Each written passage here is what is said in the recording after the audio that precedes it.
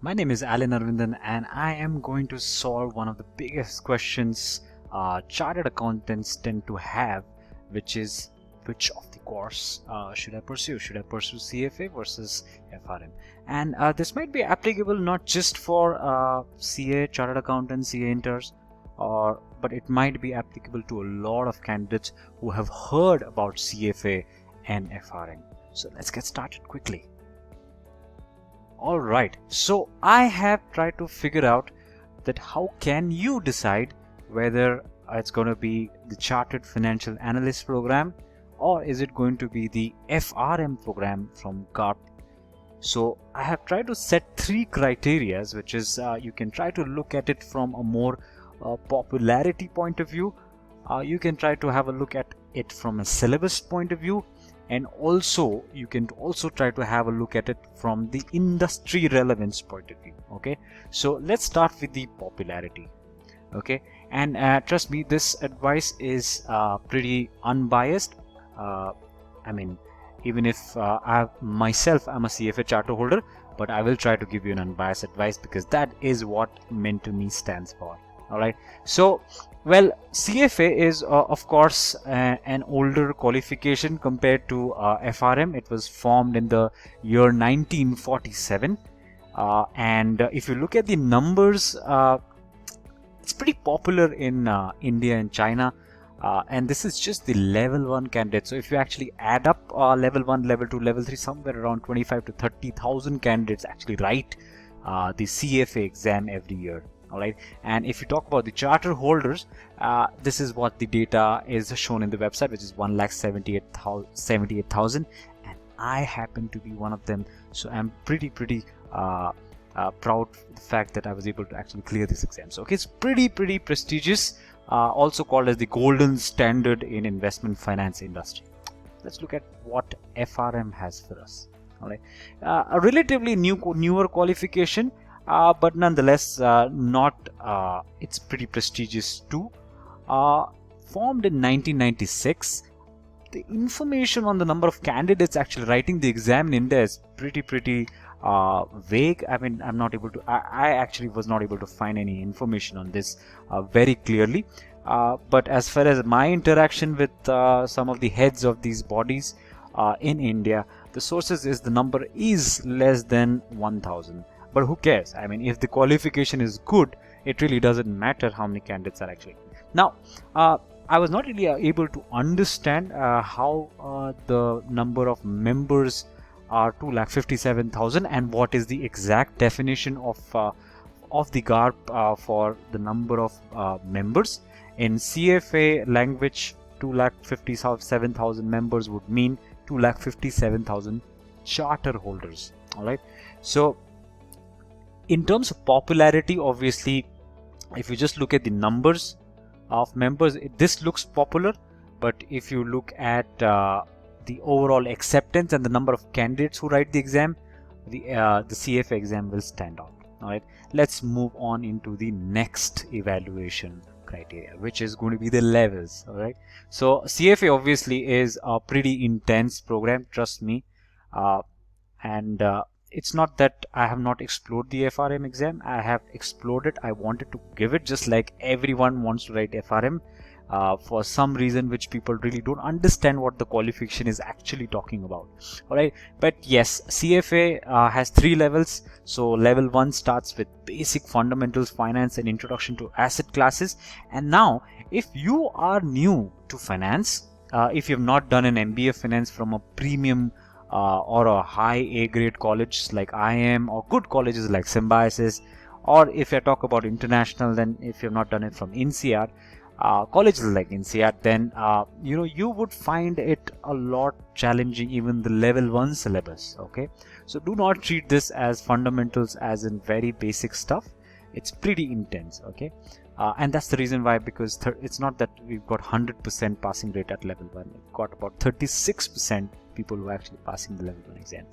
The level 2 exam is as far as my experience goes, out of all these 3 levels, the level 2 program was the most difficult exam which I've given. Okay, because it really goes into the depths of asset classes. Now when I mean asset classes, it means talking about derivatives, equity, fixed income.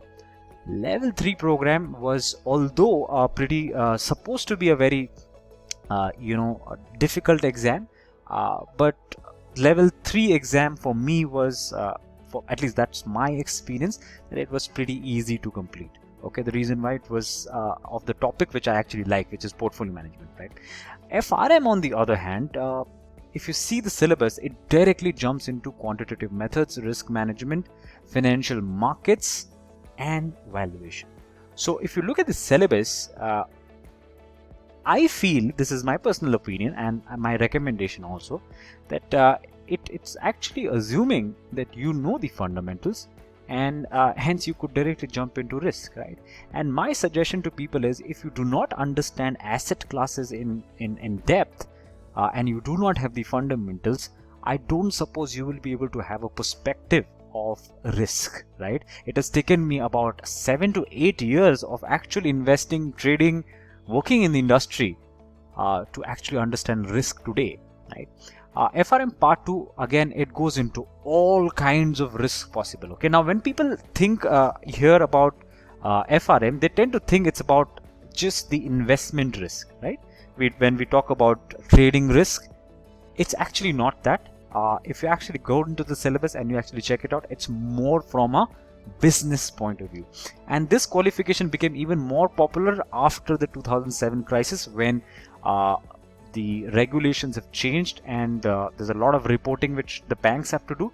So I feel that the FRM qualification is more suitable if you are looking for a risk profile, which is again a back office profile. Do understand that the risk management profile is not a front office profile, it's a back office profile. So if you want to directly jump into back office, it's your choice, but then I would always suggest to go and get a broader qualification first and then go to a specialized qualification. All right, let's go to the next level, which is the syllabus.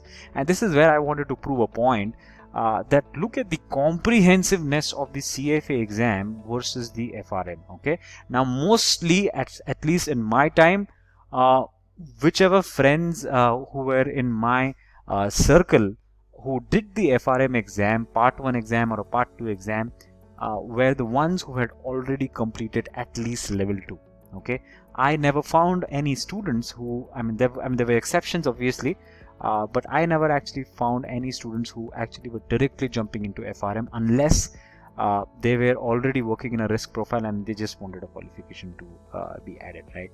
And trust me, after the level 1 exam, and there's a lot of similarity in FRM part 1 and level 1 if you see, but the problem is you do not get the good part of CFA level 1, which is missed out in FRM exam part 1, right?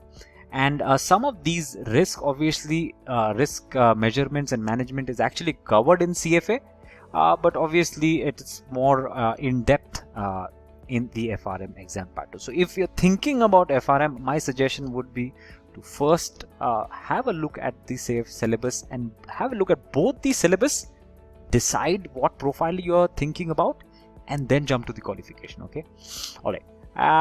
The last part. So my ideal flow, as I said, would be, if you look at, this is how everybody should learn, right? Look at finance fundamentals, understand finance fundamentals, have an understanding of asset classes in depth, and then understand how portfolios are managed, right, for institutions, for individuals, the banks, and then obviously come to risk. So my ideal flow would be level 1, level 2, level 3. And then if you still are not convinced that, okay, yes, I have to understand FRM because I want to get into a very back office risk management profile, then you can obviously jump to the FRM exam. All right. And if you look at the industry, okay, now if you see on the top, this is the risk profile. And if you look at below, this is the investment finance profile. So these are jobs related to FRM and these are the jobs related to CFA. And if you see, not much of difference in terms of the available opportunities. Okay, so you don't really have to think about that the FRM exam will give you better opportunity versus CFA. The opportunities, the same opportunities in risk can also be got even if you do a simple CFA qualification. Okay, the level 1 qualification is also enough for you to get the job, because the kind of profile that you'll be working on will actually not require you to make decisions. It will be more of a process oriented job, right? So do not get bogged down. So think of the long term. If you look at the popularity of the qualification, that's more important, and the prestige of the qualification is also. So my final verdict, okay, my final verdict is I would recommend CFA, not just because I am a CFA charter holder, but because it's more popular and prestigious. It's more difficult to clear. It's got a more comprehensive syllabus, and it's industry neutral. FRM becomes very specific to banking industry. It becomes very specific to risk management, right? Without actually building your foundation on finance. Okay, although it's an upcoming qualification, it's a very nice qualification, but you should do it. Give your priority for CFA level 1, level 2, and then jump to FRM. All right, so that's my verdict. And as always, I will leave you with my slogan for Mentor Me, which is unbiased, honest, unsponsored career solution. You can check our Google reviews on Mentor Me, and do subscribe if you like this video. Thank you.